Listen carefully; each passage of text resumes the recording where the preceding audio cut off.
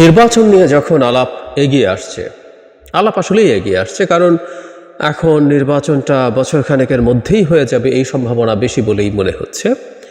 যদিও বিএনপি জুলাই আগস্টে নির্বাচন চাইছে, কিন্তু আমি মনে করি এটাও তারা ঠিক সিরিয়াসলি বলছে তা না, এটা এক ধরনের রেটরিক বলে আমি মনে করি। পলিটিক্সে রেটরিক থাকে, আমি ধারণা করি, আবারও বলছি, আমি কোনো তথ্য না জেনেই বলছি। বিএনপি এই চাপটা রাখতে চাইছে নির্বাচন যাতে এই বছরের মধ্যে হয়, কারণ প্রধান উপদেষ্টা দেওয়া সময়ের মধ্যে আরেকটা হচ্ছে mid of next year, so তারা সেটা পছন্দ করবে না ফর শিওর। যাই হোক, এই নির্বাচন যখন এগিয়ে আসছে তখন একটা আলাপ আমাদের মধ্যে চলছে, সেটা হলো আওয়ামী লীগের লোকজন নির্বাচন করতে পারবে কি পারবে না, শেখ হাসিনা এবং তার সাঙ্গপাঙ্গরা কি নির্বাচন করতে পারবেন।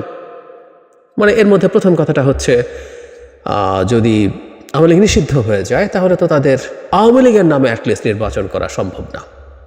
আওয়ামী লীগ নিষিদ্ধ হবে কি হবে না এটা নিয়ে সিরিয়াস বিতর্ক আমাদের সমাজে আছে, এবং এই বিতর্ক সুরাহা হয়নি। এই বিতর্ক আসলে কদ্দূর যাবে, কোথায় গিয়ে শেষ হবে আমরা আসলেই জানি না। তবে আমরা এটুকু বুঝতে পারি নানা রকম আলামত থেকে যে, মানে কেউ কেউ ভারতের কথা বলছেন, শুধু ভারত অবশ্যই প্রকাশ্যভাবে আওয়ামী লীগের পক্ষে আছে, কিন্তু ইউরোপ আমেরিকাও প্রায় নিশ্চিতভাবেই বলা যায়, আমেরিকা এবং ইউরোপীয় দেশগুলো আওয়ামী লীগের নিষিদ্ধতা চায় না। আমি স্মরণ করব উপদেষ্টা জনাব আসিফ একটা প্রোগ্রামে গিয়ে মন্তব্য করেছিলেন জাহাঙ্গীরনগর ইউনিভার্সিটিতে, যে বিদেশি দূতাবাসগুলো চাপ আছে। তার মানে আমরা ধরে নিতে পারি যে এই চাপটা থাকলে শেষ পর্যন্ত আওয়ামী লীগের তার নামেই থেকে যাওয়ার সম্ভাবনা আছে। যদি সেটা থেকে যায় তাহলে কি এই সব বিভৎস লোকজন শেখ হাসিনা এবং তার সাঙ্গপাঙ্গরা নির্বাচনে অংশগ্রহণ করতে পারবে? তারা যদি প্রশ্ন করলে কী বা হবে, সেই প্রশ্ন আসতেই পারে, কিন্তু তারা বাংলাদেশের মাটিতে আবার নির্বাচনে আসবে, এটা মেনে নেওয়া খুবই কঠিন প্রশ্ন, খুবই কঠিন ব্যাপার। আচ্ছা, যদি আওয়ামী লীগ নিষিদ্ধ হয়ে যায় তাহলে কাগজে কলমে আওয়ামী লীগের এসব লোকজন স্বতন্ত্র নির্বাচন করার মতো একটা পরিস্থিতি আছে, কারণ স্বতন্ত্র নির্বাচন কেউ করতেই পারে, যেটা পাকিস্তানের পিটিআইয়ের ক্ষেত্রে হয়েছে, পাকিস্তান তেহরিকে ইনসাফ, ইমরান খানের দল, সেই দলের লোকজন, তার দল যখন নিষিদ্ধ হলো, প্রতীক যখন নিষিদ্ধ হলো, তখন তারা স্বতন্ত্র প্রার্থী হিসাবে ইলেকশন করেছেন, এবং তারা একক দল, যদি স্বতন্ত্রতাকে দল হিসাবে ধরা হয়, একক দল হিসাবে তার সেটা সংখ্যাগরিষ্ঠতাও পেয়েছিল। যদিও তারা জেনারেল মেজরিটি পায়নি, কিন্তু সেটার সংখ্যা অন্য যে কারো চেয়ে বেশি ছিল। সেটা ইমরান খান বলে কথা, আমরা ডাকাত শেখ হাসিনা, বর্বর শেখ হাসিনার এবং তার সাঙ্গপাঙ্গদের কথা বলছি না।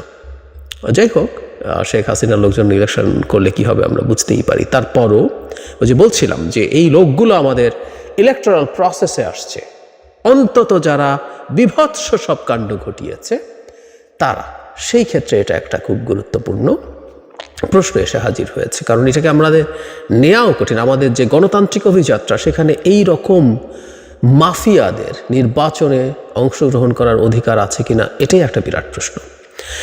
এখন নির্বাচনে অংশগ্রহণ না করার ক্ষেত্রে কি আছে, আমি এবং একটা জিনিস একটু বলি, যে আমি যে সংস্কার কমিশনটার সদস্য, নির্বাচন ব্যবস্থা সংস্কার কমিশন, আমরা সেখানে একটা পথ বের করার চেষ্টা করেছি। এটা ঠিক আওয়ামী লীগকে মাথায় রেখে তা না, এটা ভবিষ্যৎ বাংলাদেশের জন্য এটা এফেক্টিভ, কারণ আমাদের এই ধরনের ঘটনা আরও যদি কেউ ঘটায়, সবার ক্ষেত্রে এটা অ্যাপ্লিকেবল হবে।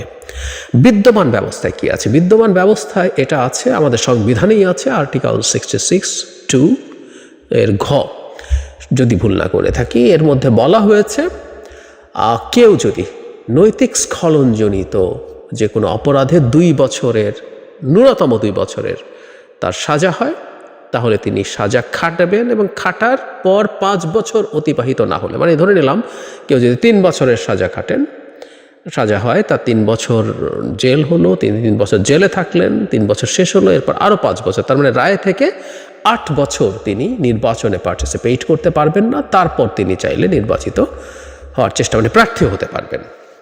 কেউ কেউ মনে করেন, আমি এটা বলতে শুনেছি, যে এরকম সাজার পর কাউকেই দেওয়া উচিত না। আমি আবার এটা একেবারেই সঠিক বলে মনে করি না। একটা মানুষ তার অন্যায় বা অপরাধের ন্যায় বিচার যদি পান, তিনি সেটার যদি শাস্তি পান, সেটা প্রায়শ্চিত্ত তিনি করেছেন, এবং আমাদের সমাজে প্রত্যেকটা অপরাধীর, প্রত্যেকটা অপরাধ করা মানুষের মেইন স্ট্রিমে ফিরে আসার সুযোগ অবশ্যই অবারিত রাখা দরকার। সেটার জন্য তিনি 2 বছর সাজা খাচ্ছেন কমপক্ষে, সাথে আরও 5 বছর তিনি পার্টিসিপেট করতে পারছেন না, দ্যাটস এনাফ। এখন প্রশ্ন হচ্ছে আওয়ামী লীগকে তাহলে বিচার, এইসব লোকজনের বিচারের কথা আমরা বলছি যে তাদেরকে বিচারের মাধ্যমে রায় দিয়ে এই কাজটা করা যেতে পারে। এখন এখানেও প্রশ্ন আছে, যদিও এটা নিয়ে সিরিয়াস ডিবেট আছে, এটা নিয়ে কনস্টিটিউশনাল ডিবেট আছে, এটা নিয়ে মামলা হয়েছে এবং ভিন্ন ভিন্ন ধরনের মত পাওয়া গেছে। সেটা হলো এই যে সাজাপ্রাপ্ত বলছি, এটা কোন পর্যায়ে? আমরা কেউ বিচারিক আদালতে যখন কেউ সাজা পান সেটাকে কি বলে ফেলবো? কারণ তাহলে আর এত এত আদালত কেন? অনেক ক্ষেত্রে এই ঘটনা ঘটে যে বিচারিক আদালতে যে রায় হয়েছে সেটা বাতিল হয়েছে উচ্চ আদালতে, হাইকোর্টে বা আপিল বিভাগে। আমরা সাম্প্রতিক সময় অনেকগুলো মামলাকে দেখছি যেগুলো আপিল বিভাগ থেকে শেষ পর্যন্ত বাতিল হয়ে, বিশেষ করে আওয়ামী লীগ এবং তার আগে 1-11 সরকারের সময় বেশ কিছু মামলা যেগুলো হয়রানিমূলক ছিল সেগুলো বাতিল হয়েছে। কিন্তু তাহলে একটা মানুষকে বিচারিক আদালতে যদি তিনি অপরাধী সাব্যস্ত হন তাতেই কি হয়ে গেল? কোর্টের এই রায়ও আছে যে বিচারিক আদালতে এটা হলেই প্রাথমিকভাবে ধরা হবে, এবং ভারতেও এই চর্চাটা আছে বলে অনেকে এটাকেই রেফার করেন। সো আমরা তাত্ত্বিকভাবে ধরে নিলাম, আবারও বলছি আলোচনার খাতিরে ধরে নিলাম যে আমাদের বিচারিক আদালতে 2 বছরের সাজা হলেই এটা হবে। এখন আওয়ামী লীগ এবং তার লোকজনের বিচার হওয়া কত দিনে সম্ভব? শেখ হাসিনা এবং তার সাঙ্গপাঙ্গদের নির্বাচন যদি এই বছরের শেষ নাগাদ হয় তাহলে বিচারিক প্রক্রিয়া চলে, আইসিটিতে হয়তো একটু ফাস্টার হতে পারে। আমি দেখেছি আমাদের যিনি চিফ প্রসিকিউটর আছেন তিনি জানিয়েছেন যে ডিসেম্বরের মধ্যেই শেখ হাসিনার মামলার রায় হবে, প্রাথমিক রায় অবশ্যই। আইসিটিতে একটা ডেডিকেটেড কোর্ট, এটা হওয়ার সম্ভাবনা যদি থাকেও, কিন্তু আরও অপরাপর বহু লোকজন আছে যাদের বিভিন্ন রকম ফৌজদারি অপরাধ আছে যেগুলো আইসিটিতে বিচারযোগ্য নয়, সেগুলো আমাদের সাধারণ যে আদালত আছে বিচারিক আদালত সেখানেই হওয়ার কথা। এবং এই ধরনের মামলা 1 বছরের মধ্যে শেষ করা অলমোস্ট ইম্পসিবল। এখন প্রশ্ন হলো, ইভেন আইসিটি নিয়েও এই প্রশ্ন আসতে পারে বলে আমি মনে করি। মানে একটা আদালত তৈরি হওয়া এবং জানুয়ারি মাস চলে এসছে, শেখ হাসিনার কিছু বিচার 1 বছরের মধ্যে করে ফেলা যাবে, এটা নিয়ে বাই এনি চান্স আমরা খুব তাড়াহুড়ো করে তাকে কনভিক্ট করতে চাইছি, এতে বিচারিক প্রসেস হ্যাম্পার্ড হচ্ছে, বিচারিক প্রসেস আমরা নষ্ট করছি, তিনি ন্যায় বিচার পাচ্ছেন না, এই শোরগোল হওয়ার প্রবাবিলিটি তৈরি হবে। এবং এটা শুধু শেখ হাসিনা না, অন্য যে কারো ক্ষেত্রেই এই ঘটনা ঘটতে পারে যদি আমরা খুব তাড়াহুড়ো করি। সে পুরনো আপ্তবাক্য নিশ্চয় মনে আছে যে জাস্টিস হারিড, জাস্টিস ব্যারিড, এরকম কথা বলা হয়। সো তাড়াহুড়ো করলে বিচার কবরস্থ হয়ে যেতে পারে, এই আলাপ আছেই। সুতরাং তাড়াহুড়ো করাটাও ঠিক হবে না। তাহলে আসলে পথ কী হতে পারে? আমরা একটা জিনিস মনে করি, সেটা হলো একটা রাষ্ট্রের বেসিক নিয়ম যিনি মানেন না তার নির্বাচন করার অধিকার নেই। যেমন শেখ হাসিনার কথা বলি, উনি কিন্তু ফেরারি আসামি, কারণ ওনার বিরুদ্ধে অ্যারেস্ট ওয়ারেন্ট শেষ হয়ে গিয়েছিল মিড অফ নভেম্বর, আমি ভুল না করে থাকলে। তিনি তো বাংলাদেশে আসেননি।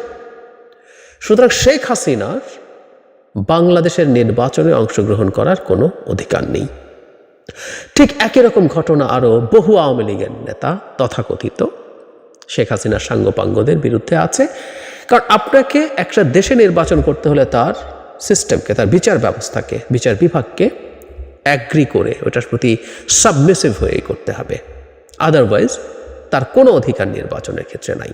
কেউ যদি আসেন এবং যেমন কারাগারে থেকে নির্বাচন করা যায়, আমাদের নিশ্চয়ই মনে আছে 1991 সালে এরশাদ পতনের পর এরশাদ জেলে ছিলেন এবং উনি জেলে থেকে 5টা আসনে নির্বাচিত হয়েছিলেন।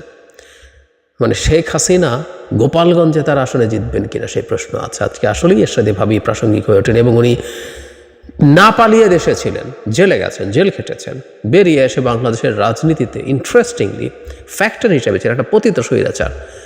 এরশাদকে অবশ্য স্বৈরাচার বলা যাবে কি না, শেখ হাসিনাকে শুধু যদি আমরা স্বৈরাচার বলি, আলোচনা অনেকেই করি আমরা। যাই হোক, জেলে আপনি রাষ্ট্রের কাছে আত্মসমর্পণ করে রাষ্ট্রের কাস্টাডিতে থেকে নির্বাচন করা যেতে পারে, কিন্তু যিনি আদালতের চোখে ফেরারি আসামি তার নির্বাচনে অংশগ্রহণ করার কোনো অধিকার থাকা উচিত না। নট অনলি দ্যাট, কারণ আমি ওই রকম আদালতের অ্যারেস্ট ওয়ারেন্ট নেই কিন্তু পালিয়ে আছেন এরকম অসংখ্য মানুষজন আছেন, তাদের ক্ষেত্রেও আমার মনে হয় একটা ব্যবস্থা থাকা দরকার যেটা আসলে তাদেরকে আইনের আওতায় আসার পথ করে দেবে। বাধ্য করবে যদি তারা নির্বাচনে পার্টিসিপেট করতে চান, সেটা হচ্ছে তাদের সশরীরে এসে নির্বাচনে মনোনয়নপত্র দাখিল করতে হবে। এটার মধ্যে এক্সেমশন হচ্ছে যারা আইন রাষ্ট্রীয় কোনো কাস্টাডিতে আছেন, কোনো আইনি কাস্টাডিতে, মানে জেলে আছেন বা কোনো রকমভাবে পুলিশ বা কারো হেফাজতে আছেন, এরকম কেউ হলে তার ক্ষেত্রে তার মনোনীত ব্যক্তি এই কাজটা করতে পারবেন। এখনকার নিয়ম হচ্ছে মানে জেলে না থাকলেও যে কারো মনোনীত ব্যক্তি এই কাজটা করতে পারেন, কিন্তু আমরা যদি এরকম একটা বাধ্যবাধকতা তৈরি করি যে সশরীরে এসে তিনি মনোনয়নপত্র দাখিল করবেন, তাহলে আওয়ামী লীগের কেউ সশরীরে আসবেন এবং তার নামে যদি মামলা থাকে তিনি যদি গ্রেফতার হন গ্রেফতার হবেন। উনি জেলে যাওয়ার পর উনি যদি সে সাহস করেন জেলে গিয়ে নির্বাচন করবেন কাস্টাডিতে থেকে, তাহলে বাকি সব প্রসেস হতে পারে। এই ক্ষেত্রে যারা যারা অলরেডি জেলে আছেন, আমি নাম তুলে যদি ধরুন আনিসুল হক, তার নামে যদি কনভিকশন না হয়ে যায় ইলেকশনের আগে, তিনি জেলে আছেন, তিনি যদি আওয়ামী লীগ নিষিদ্ধ না হয় আওয়ামী লীগের নামে, আর যদি নিষিদ্ধ হয় তিনি যদি চান, তাহলে তিনি স্বতন্ত্র প্রার্থী হিসেবে নির্বাচন করতে পারবেন, কারণ তিনি রাষ্ট্রের হেফাজতে আছেন এবং উনি দেশে আছেন। কিন্তু পলাতক, যিনি কোর্টের দ্বারা ঘোষিত ফেরারি, যার নামে ওয়ারেন্ট আসার পরও তিনি আদালতে আসছেন না ক্রমাগত, অথবা সেটা নেই কিন্তু পালিয়ে আছেন, তারাও দেশে এসে এই কাজটা করছেন না, তাদের যে কাউকে আমরা খুব সহজে নির্বাচনে এভাবে বার দিতে পারি। নির্বাচন ব্যবস্থা সংস্কার কমিশন এই রকম প্রস্তাব দিয়েছে।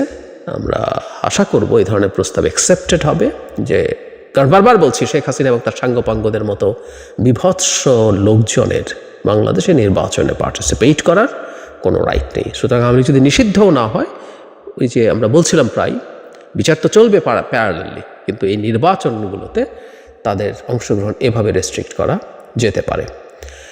আর সংস্কারের কথা যেহেতু আসলো, আমার যে কমিশন, নির্বাচন ব্যবস্থা সংস্কার কমিশন, আমরা ইনফ্যাক্ট গতকালই আমাদের রিপোর্ট দিয়েছি। 4টা কমিশন আমরা রিপোর্ট জমা দিয়েছি। আমরা দিয়েছি সংবিধান সংস্কার কমিশন, দুদক সংস্কার এবং পুলিশ সংস্কার কমিশন দিয়েছে। আর দুটো, মানে প্রথম 6টার মধ্যে আর দুটো হচ্ছে জনপ্রশাসন এবং আরেকটা হচ্ছে বিচার, তারা এখনও দেননি।